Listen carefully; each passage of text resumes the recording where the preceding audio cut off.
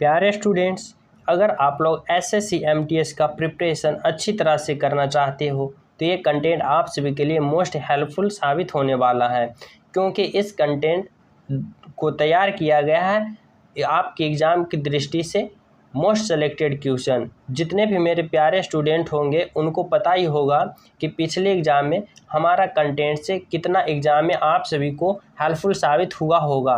तो आप लोग भी जितने न्यू स्टूडेंट जुड़ रहे हैं आप सभी को लिए भी ये कंटेंट उतना ही साबित होगा जितने पिछले एग्ज़ाम में साबित हुआ था। तो आप लोग भी पूरा कंटेंट लगाने की कोशिश कीजिए। साथ ही हमारे चैनल से जो न्यू स्टूडेंट अभी नहीं जुड़े हैं जुड़ जाइए सब्सक्राइब के माध्यम से और वीडियो को लाइक कर दीजिएगा। चलिए देखते हैं आखिर इस कंटेंट में है क्या। तो पहला क्वेश्चन की ओर आगे बढ़ते हैं। पहला क्वेश्चन है, अशोक द्वारा नियुक्त धर्म अधिकारी किस नाम से जाने जाते हैं। तो अशोक द्वारा नियुक्त धार्मिक अधिकारी किस नाम से जाने जाते हैं। धम्म महामात्र या धम्माधिकारी या फिर धम्माधिराज या फिर धम्म महाध्यक्ष। तो अशोक द्वारा नियुक्त धार्मिक नैतिक अधिकार किस नाम से जाने जाते हैं। तो इसका राइट आंसर होगा option number A, Dhamma Mahamatra is the right answer. अगला क्वेश्चन है, बैंक दर निम्नलिखित में से किस एजेंसी द्वारा तय की जाती है। तो बैंक दर निम्नलिखित में से किस एजेंसी द्वारा तय की जाती है। भारतीय प्रतिभा और विनिमय बोर्ड, जिसे हम सेबी कहते हैं, या फिर भारतीय रिजर्व बैंक या भारतीय स्टेट बैंक या फिर वित्त मंत्रालय द्वारा। तो बैंक दर निम्नलिखित में से किस एजेंसी द्वारा तय की जाती है। तो इसका राइट आंसर होगा ऑप्शन नंबर बी, भारतीय रिजर्व बैंक आरबीआई के द्वारा की जाती है। अगला क्वेश्चन है, कैबिनेट ने 2018 और 2019 के लिए गेहूं का न्यूनतम समर्थक मूल्य कितने रुपये तक बढ़ा दिया था। कितने रुपये तक बढ़ा दिया था। 105 रुपये प्रति क्विंटल, 202 रुपये प्रति क्विंटल या फिर 309 रुपये प्रति क्विंटल या 600 रुपये प्रति क्विंटल। तो कैबिनेट ने 2018-19 के लिए गेहूं का न्यूनतम समर्थक मूल्य कितना रुपया बढ़ा दिया था। तो इसका राइट आंसर होगा ऑप्शन नंबर ए, 150 रुपया पर क्विंटल बढ़ा दिया था।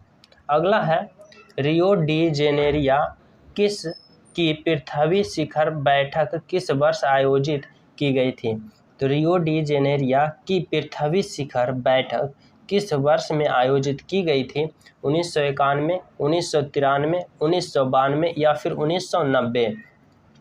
तो इसका राइट आंसर होगा ऑप्शन नंबर सी, 1992। 1992 में रियो डी जेनेरिया की पृथ्वी शिखर बैठक आयोजित की गई थी। अगला है, पंडित भीमसेन जोशी शास्त्रीय संगीत की किस परंपरा से जुड़े हुए हैं। तो पंडित भीमसेन जोशी शास्त्रीय संगीत की किस परंपरा से जुड़े हुए हैं। कव्वाली से, ठुमरी से, कर्नाटक से या फिर हिंदुस्तानी से। तो पंडित भीमसेन जोशी शास्त्रीय संगीत के किस परंपरा से जुड़े हैं। तो इसका राइट आंसर होगा option number D, Hindustani is the right answer. अगला क्वेश्चन है, मांसपेशी में ऐंठन का कारण क्या होता है। मांसपेशी में ऐंठन का कारण क्या होता है। पसीने के दौरान पानी की कमी, श्रांता मांसपेशी द्वारा वातक्षेपी रूप से श्वसन या रक्त परिसंचरण में वृद्धि या लैक्टिक एसिड का संचयन। तो मांसपेशी में ऐंठन का कारण क्या होता है, जिसे हम कहते हैं कि थकावट हो गया है। तो उसका राइट आंसर होगा option number D, lactic acid का संचलन। आपके शरीर में लैक्टिक एसिड के थोड़ा जमा हो जाने के कारण मांसपेशियों में ऐंठन होता है। उसी को कहते हैं लैक्टिक एसिड का संचयन हो जाना, जिससे मांसपेशियों में ऐंठन का कारण बनता है। अगला है, निम्नलिखित में से कौन सी भाषा संविधान की 8वीं अनुसूची का हिस्सा नहीं है। तो निम्नलिखित में से कौन सी भाषा संविधान के 8वीं अनुसूची का हिस्सा नहीं है। डोगरी, बोडो, फारसी या फिर संथाली। तो कौन सी भाषा संविधान के 8वीं अनुसूची का हिस्सा नहीं है। तो इसका राइट आंसर होगा option number C, Farsi. Farsi is the right answer. अगला है, निम्नलिखित में से क्या भारत के सर्वोच्च न्यायालय के अधिकार क्षेत्र में नहीं है? तो निम्नलिखित में से क्या भारत क्षेत्र के भारत के सर्वोच्च न्यायालय के अधीन अधिकार क्षेत्र में नहीं है? परामर्शक, मूल्य, पूर्ण विचार या फिर वित्तीय? तो निम्नलिखित में से क्या भारत के सर्वोच्च न्यायालय के अधीन क्षेत्र में नहीं है? तो इसका राइट आंसर होगा ऑप्शन नंबर डी, वित्तीय इज द राइट आंसर। वित्तीय जो कि सर्वोच्च न्यायालय के अधीन क्षेत्र से बाहर है। नेक्स्ट क्वेश्चन है, मिट्टी में पानी की अंतःश्वसन जिसे हम परलोकेशन कहते हैं के द्वारा सबसे कम है। तो मिट्टी में पानी का अंतःश्वसन सबसे कम किस मिट्टी में है? तो मिर्नेमय या फिर रेतीली या बजरी या दुमटी? तो किस मिट्टी में पानी का स्रवण सबसे कम होता है? तो इसका राइट आंसर होगा ऑप्शन नंबर ए, मृन्मय मिट्टी में पानी की अंतःस्रवण सबसे कम दर होता है। अगला है, ज्ञानपीठ पुरस्कार निम्नलिखित में से किस क्षेत्र में उत्कृष्टता के लिए दिया जाता है? तो ज्ञानपीठ पुरस्कार किस क्षेत्र में दिया जाता है? चिकित्सक शास्त्र, सामाजिक कार्य, साहित्य या फिर चलचित्र? तो ज्ञानपीठ पुरस्कार किस क्षेत्र में दिया जाता है? तो इसका राइट आंसर होगा ऑप्शन नंबर सी, साहित्य के क्षेत्र में दिया जाता है। नेक्स्ट है, 2018 का राष्ट्रीय मंडल खेल कहाँ आयोजित किए गए थे? तो 2018 का राष्ट्रीय मंडल खेल कहाँ आयोजित किए गए थे? गोल्ड कोस्ट में या दोहा में या लंदन या फिर ब्राज़ील में? तो 2018 का राष्ट्रीय मंडल खेल कहाँ आयोजित किए गए थे? तो इसका राइट आंसर होगा option number A, gold coast is the right answer. अगला है, निम्नलिखित में से कौन सा देश BASIC का समूह सदस्य नहीं है? तो कौन सा देश BASIC का सदस्य नहीं है? दक्षिण अफ्रीका, चीन, ब्राज़ील या फिर केन्या? तो निम्नलिखित में से कौन सा देश BASIC का समूह का सदस्य नहीं है? तो इसका राइट आंसर होगा ऑप्शन नंबर डी, केन्या जो कि BASIC समूह का सदस्य नहीं है। नेक्स्ट क्वेश्चन है, 86वां संविधान संशोधन अधिनियम 2002 द्वारा भारत के संविधान में निम्नलिखित में से कौन से अनुच्छेद दाखिल किया गया था? तो 86वां संविधान संशोधन द्वारा 2002 में कौन सा संविधान का अनुच्छेद जोड़ा गया था? 21 के ए, 39 के ए, 20 के एक या फिर 56 के सी?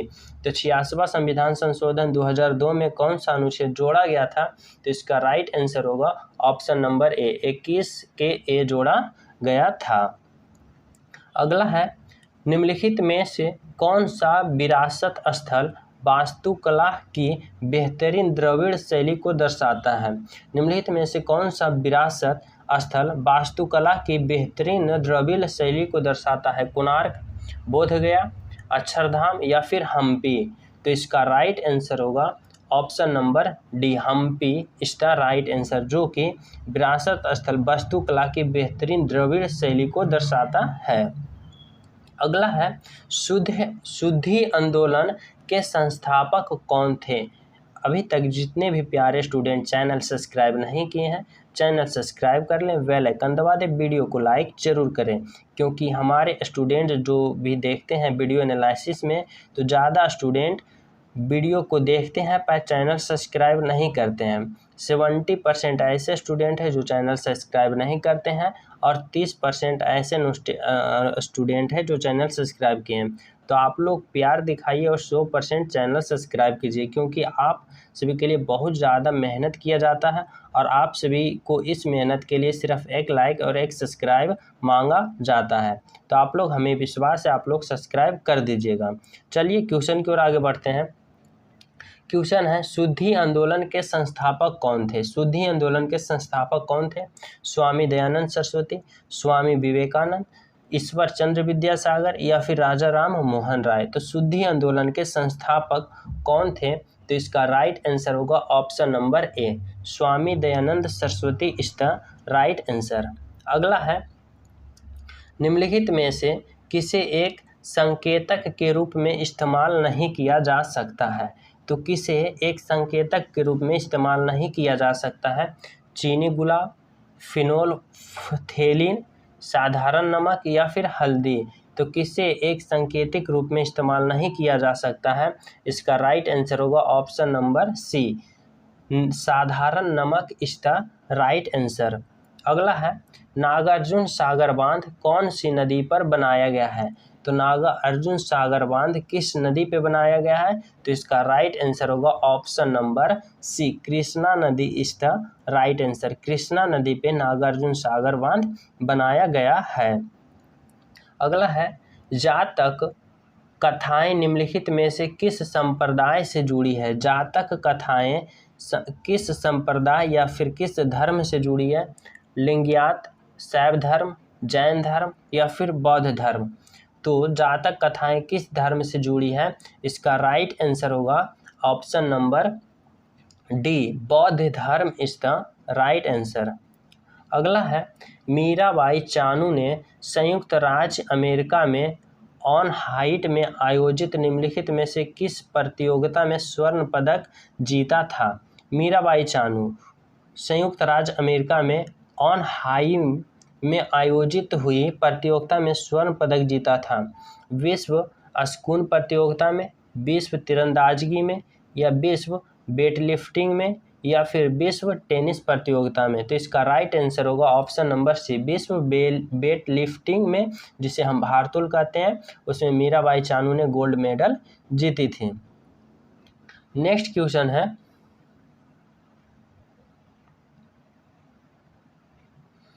बैंक खाते या वित्तीय संस्था में बिना किसी निर्दिष्ट परिपक्वता तिथि को जमा राशि को क्या कहते हैं? तो बैंक खाते या वित्तीय संस्थान में बिना किसी निर्दिष्ट परिपक्वता तिथि जमा राशि को क्या कहते हैं? मांग जमा, सावधि जमा, चालू जमा या फिर आवर्ती जमा।